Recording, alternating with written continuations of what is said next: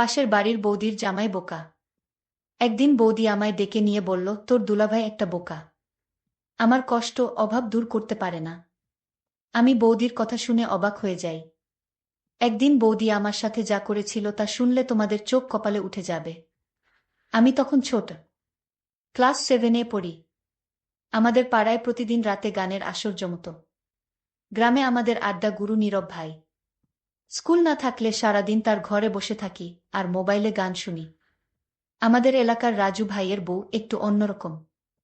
গ্রামের ছনের ঘর ছিল জঙ্গলের সাথে। সে যদি ওর ভিতরে থাকত তো আমাদের গায়ে পানি দিয়ে ছিটা মারত। একদিন এভাবে যাবার সময় ভেতর থেকে পানি ছিটা দিয়ে বলে, জামাই কই যাও? বাড়িতে আসো, পিঠা খেয়ে যাও। আমি আসলে এসবের কিছুই তেমন বুঝি না। আমি ভাবিকে বললাম, কি পিঠা?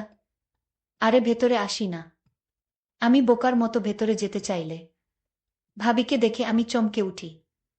ভাবি খিল খিল করে হাসতে থাকে আর আমায় বলল, শরম পাইছো? জঙ্গলের ভেতর ক্রিকেট বল খুঁজতে থাকি। নীরব ভাই ক্রিকেটের বল এত জোরে মারছে এই জঙ্গলে আইসা পড়ছে। আর আমি ছোট হওয়াতে ওরা সবাই সব সময় আমারই পাঠায় জঙ্গলের ভেতর ক্রিকেট বল আনতে। কোনো মতেই এদিন আর বল খুঁজে পাই না। রাজু ভাইয়ের বউ পিছন থেকে আমার উপর পানি ছুঁড়ে মারে। আমি চমকে উঠি। বলি, একটা ক্রিকেট বল দেখছো? সে বলে, বল আমার ঘরের চালের উপরে এসে পড়ছে, তাই আজ আর বল দিব না। আমি বললাম, ভাবি আমারা আর এখানে বল ফেলবো না। আজকের মতো বলটা দিয়ে দাও। ভাবি বলল, ঠিক আছে বলটা ফেরত দিব, তবে একটা শর্ত আছে, যদি তুই আমার শর্ত রাখিস তাহলে বল দিতে পারি। আমি ভাবিকে বললাম, ভাবি আমি ছোট মানুষ, আমি কি তোমার দেওয়া শর্ত পালন করতে পারবো? ভাবি বলল, পারবি, না পারলে আমি তোকে শিখিয়ে দিব। আমি ভাবিকে জিজ্ঞেস করলাম, ভাবি কি শর্ত বলো? এবার ভাবি বলল, এখন বলতে পারবো না। তুই বরং সন্ধ্যার পর আমাদের বাড়িতে আসিস, তখন শর্তটা বলবো। আর এখন নে বলটা নিয়ে যা। আমি ভাবতে লাগলাম, ভাবি শর্তটা তো এখনই বলতে পারত, কিন্তু সন্ধ্যার পর বলল কেন? ভাবির কথা শুনে আমি কিছুটা ভয় পেলাম। কি জানি বলে বসে তার কোনো হিসাব আছে? আমি ক্লাস 7-এ পড়লে কি হবে? আমার গঠন গাঠন একটু বড়। অনেকে বিশ্বাসই করতে চায় না আমি ক্লাস 7-এ পড়ি। আমার 5 ফুট 5 ইঞ্চি উচ্চতা। পরের দিন আমি ভাবির কথামতো সন্ধ্যার সময় তাদের বাড়িতে গেলাম। বাড়িটা একদম নীরব বাড়ি। আমি ভাবিকে বললাম, ভাবি তুমি আমায় কিসের শর্ত দিবে বলেছিলে? আমি আজ তো আসলাম সেই শর্তটা শুনতে। ভাবি বলল, এটা কোনো শর্ত না রে, আমার দুঃখের গল্প। আমি যদি আমার গল্পটা তোর সাথে শেয়ার করি তাহলে তুই কি এর সমাধান দিতে পারবি? আমি বললাম, ভাবি আমি মানুষটা ছোট হতে পারি, কিন্তু আমার বিষয়ে তুমি জান না, আমি ছোট হলেও কোনো কাজে এ পর্যন্ত ব্যর্থ হয়নি। ভাবি তখন খুশি হয়ে বলল, সত্যি বলছিস তুই? আমি জানতাম তুই মাত্র 7-এ পড়িস, কি বুঝবি তুই। ভাবি তুমি তোমার কষ্টের গল্পটা বলো, আমি শুনতে চাই। আর যদি আমি গল্পটা শুনে তোমার সমস্যার সমাধান করে দিতে পারি তাহলে আমি জানি তুমি আমায় কোনোদিন ভুলতে পারবা না। এতটুকু বাচ্চা ছেলের সাহস দেখে আমি অবাক হয়ে গেলাম। এই বাচ্চা ছেলে আমাকে যেভাবে উৎসাহিত করেছে, আমি তার কথা শুনে অনেক খুশি হলাম। আর মনে মনে ভাবলাম আমি ওকে দিয়েই সব দূর করব। ওকে দিয়ে আমার সমস্যার সমাধান করিয়ে নিব। আমি ভাবিকে বললাম, ভাবি তুমি কি ভাবছো এমন করে? তোমার কষ্টের গল্পটা বলো, আমি শুনি। ভাবি তখন বলল, ঠিক আছে তাহলে শোন। তোর দুলাভাই একটা বোকা। আমার কোনো কথা সে রাখে না। সে আমার সাথে পারে না। প্রতিদিন রাতে ঘরে এসে ভাত খেয়ে মরার মতো ঘুমিয়ে পড়ে। আমার কোনো আবদার তোর দুলাভাই রাখে না এবং পূরণ করতে পারে না। সে সব সময় আমার কাছ থেকে দূরে থাকে। আমি মানুষের সাথে আমার জীবনটা কাটানো খুব কষ্টের। তোর দুলাভাই সবসময় প্রতিদিন বলে আমার শরীরটা আজ ভালো না। আচ্ছা তুই বলতো এভাবে কি আর সংসার চলে?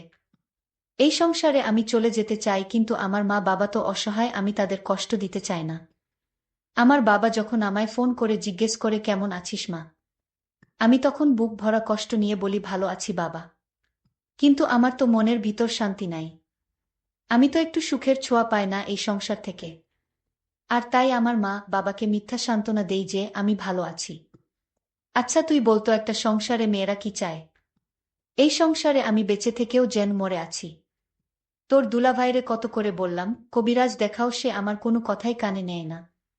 সে তার নিজের ইচ্ছামতো চলাফেরা করে। আমার ভালো মন্দ কোনো খোঁজ খবর রাখে না। ভাবির কথা আমি খুব মনোযোগ সহকারে শুনছিলাম। ভাবির কথাগুলো শুনে আমি বুঝতে পারলাম ভাবি কিসের অভাব বোধ করছে। ভাবি আমাকে আরও বলল, তোর দুলাভাই সারাদিন বোকার মতো ঘোরাফেরা করে। অনেকদিন যাবত আমি ভালো খাবার খেতে পারছি না। ভাবির এই কথাটা শুনে আমার খুব কষ্ট হলো। ভাবি দেখতে অনেক সুন্দরী। এরকম বোকা একটা জামাই ভাবির কপালে জুটল। যাই হোক, আমি ভাবির সমস্ত কথা শুনে বুঝতে পারলাম ভাবি এই সংসারে সুখে নেই, বরং সুখের অভিনয় করে যাচ্ছে তার মা বাবাকে খুশি করার জন্য। আমি ভাবিকে বললাম, ভাবি তুমি কোনো চিন্তা করো না, আমি তোমার সকল সমস্যার সমাধান করে ফেলব। তুমি আমার প্রতি আস্থা রাখো। ভাবি আমার কথা শুনে বলল, তুই ছোট মানুষ, তুই কি বুঝবি আমার কষ্ট। তাও তোকে বললাম, কারণ আমি এমন কপাল নিয়ে জন্ম নিলাম। আমার কষ্টের কথা কাউকে বলতে পারিনি। আজ তোকে বললাম। আমি বললাম, ভাবি তুমি যখন আমার কাছে তোমার কষ্টের কথা বলেছ, আমি পারি আর না পারি চেষ্টা তো করে দেখতে পারি। ভাবি খুশি হয়ে বলল, তোর আর কিছু করা লাগবে না। তোর মুখের কথা শুনেই আমার মনটা শান্ত হয়ে গেল। আমিও ভাবির কথা শুনে আমি ভাবিকে বললাম, ভাবি তুমি কোনো চিন্তা করো না, আমি তোমার সুখের ব্যবস্থা করছি। তুমি শুধু আমার কথা রেখো, যখন যা বলবো তখন তোমার তাই করতে হবে। আমি ভাবিকে বললাম, ভাবি তুমি একটু অপেক্ষা করো, আমি আমার বাড়ি থেকে আসছি। আমি তাড়াতাড়ি বাড়িতে এসে আমার বাবার পকেট থেকে কিছু টাকা নিয়ে বাজারে গেলাম। আমি মনে মনে চিন্তা করলাম, ভাবিকে আজ আমি দেখিয়ে ছাড়বো আমাকে বলে আমি বাচ্চা মানুষ। হায় রে ভাবি, তুমি আমার সম্পর্কে জানো না, তুমি আজই বুঝতে পারবে আমি বাচ্চা নাকি কিশোর। আমি বাবার পকেট থেকে টাকা নিয়ে বাজারে গেলাম। বাজারে গিয়ে 1 কেজি গরুর মাংস কিনলাম। আলু, পেঁয়াজ, রসুন, ভাবির জন্য সাবান, ফেস ওয়াশ, মুখের ক্রিম, হাতের ছুরি ইত্যাদি কিনে ভাবির বাসায় নিয়ে গেলাম। ভাবি আমার হাতে বাজার দেখে অবাক হয়ে গেলা। আমি ভাবিকে বললাম, ভাবি চিন্তা করো না, তুমি এখানে বসো, দেখো তোমার জন্য কত কি এনেছি। আমি ভাবিকে যখন সকল সামগ্রী দেখালাম, ভাবি তখন বলল, তুই বাচ্চা মানুষ, এত টাকা কোথায় পেলি। আমি বললাম, ভাবি আমি এই টাকা জমিয়ে রেখেছিলাম, আমার কাছে আরো অনেক টাকা আছে ভাবি। ভাবি তখন বলল, এসব আমি নিতে পারবো না। তোর দুলাভাই জানলে আমি কি জবাব দিব, একবার ভেবে দেখেছিস। ভাবিক বললাম, তুমি বলবে বাবার একটা গরু ছিল, সেটা বিক্রি করে কিছু টাকা আমাকে খরচ করার জন্য দিল। তোর মাথায় তো দারুণ বুদ্ধি, কিন্তু আমার জন্য তুই এত কিছু করবে কেন। আমি তোর কি হই। আরে ভাবি, একটা গান আছে না, মানুষ মানুষের জন্য। আমিও মানুষ, তুমিও মানুষ, শুধু এইটুকু জেনে রাখো। আর তাছাড়া আমার তো আর বড় ভাই নেই, আমার কোনো ভাবিও নেই। যদি আজ আমার একটা ভাবি থাকতো, আর সেই ভাবি যদি তোমার মতো কষ্টে থাকতো, তাহলে আমি কি তাকে ফেলে দিতাম। আমি তাকে হেল্প করতাম না। ভাবি তখন বলল, আসলে সত্যি তোর অনেক মেধা আছে, তুই ছোট হলে কি হবে, তোকে আল্লাহ অনেক জ্ঞান বুদ্ধি দিয়েছে, তুই ভবিষ্যতে অনেক বড় হবি। আমি ভাবিকে বললাম, ভাবি এবার কথা বাদ দিয়ে রান্না করো। আজ তুমি গরুর মাংস দিয়ে ভাত খাবে, আমিও তোমার সাথে খাবো, অনেক ভালো লাগবে। বলতেই ভুলে গিয়েছিলাম, যাকে আমি বাচ্চা বলে ডাকি, তার নাম সজীব, তার মা বাবা। ভালো লাগবে। বলতেই ভুলে গিয়েছিলাম, যাকে আমি বাচ্চা বলে ডাকি, তার নাম সজীব, তার মা বাবা আছে। তাদের একটা মাত্র সন্তান, সে হচ্ছে সজীব। আর একমাত্র সন্তান বলে সজীবকে তার বাবা মা অনেক স্নেহ করে, যখন যা চায় তাই দেয়। আমি সজীবকে বললাম, সজীব তুই বস, আমি রান্না করি। সজীব তখন বলল, ভাবি আমি তোমার সাথে রান্নায় হেল্প করি। আমি বললাম, ঠিক আছে কর। আমি আর সজীব মিলে রান্না শেষ করে ঘরে নিয়ে যখন খেতে বসবো, ঠিক তখনই আমার বোকা জামাই বাড়িতে হাজির। সজীব আমার স্বামীকে ভয় পেয়ে সে কাঠের তলে লুকিয়ে পড়ল। আমার হাবলা স্বামী আমায় জিজ্ঞেস করল, কিরে সোনিয়া, আজ ঘরে মাংসের ঘ্রাণ পাচ্ছি কেন, মাংসের ঘ্রাণ কোথায় থেকে আসছে। আমি তখন আমার বোকা স্বামীকে বললাম, আমার বাবা এসেছিল আজ দুপুরে, আমার জন্য অনেক কিছু নিয়ে আসছে। তুমি তো আমার ভরণ পোষণ করতে পারো না, আর তাই বাবা আমার জন্য হাতের ছুরি, মুখের ক্রিম, ফেস ওয়াশ, ব্যাগভর্তি বাজার নিয়ে আসছিল। আমার স্বামী এই কথা শুনে বলল, আমার সুর আব্বার এত দরদ হয়েছে আমাদের প্রতি, হঠাৎ এই দরদ কেন। যাই হোক, অনেকদিন পর ঘরে মাংস রান্না হলো, দাও পেট ভরে ভাত খাই। আমি মনে মনে বললাম, শুধু খেতেই জানো, ঠিকমতো দিতে জানো না। এইদিকে সজীব কাঠের নিচে শুয়ে ঘুমিয়ে পড়ল।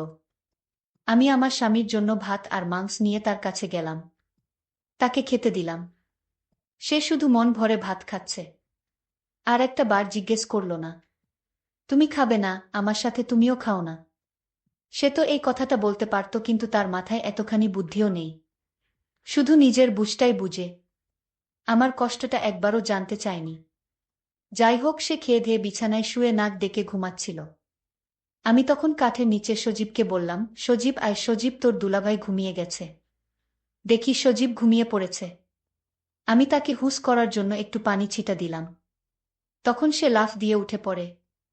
আমি তাড়াতাড়ি কাঠের তল থেকে বের হয়ে বাহিরে চলে আসলাম। আর ভাবিকে বললাম, ভাবি আমি আজ চলে যাই, বাবা মা আমার জন্য চিন্তা করছে। কাল আসব। আর ভাবি তুমি আমায় একটা কথা দাও। কি কথা? তুমি রাতে পেট ভরে মাংস দিয়ে ভাত খেও। আমার কথা না রাখলে আমি আর কোনোদিন তোমার বাড়িতে আসব না। ঠিক আছে, আমি সত্যি খেয়ে নিব, এখন তুই বাড়িতে যা। আমি বাড়িতে চলে আসলাম।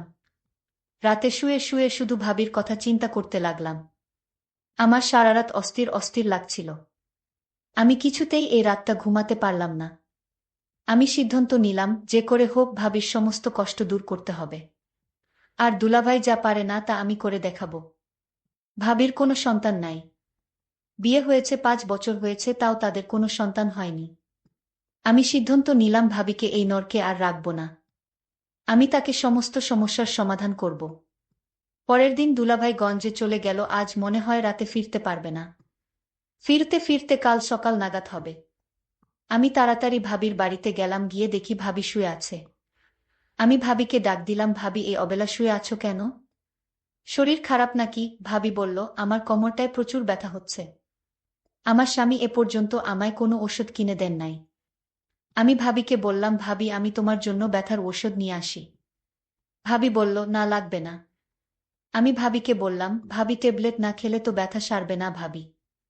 সজীব ভাই আমার, আজ আমি অসহায়, আমার পাশে কেউ নেই। আজকের কোমর ব্যথায় মনে হয় আমি মরে যাব।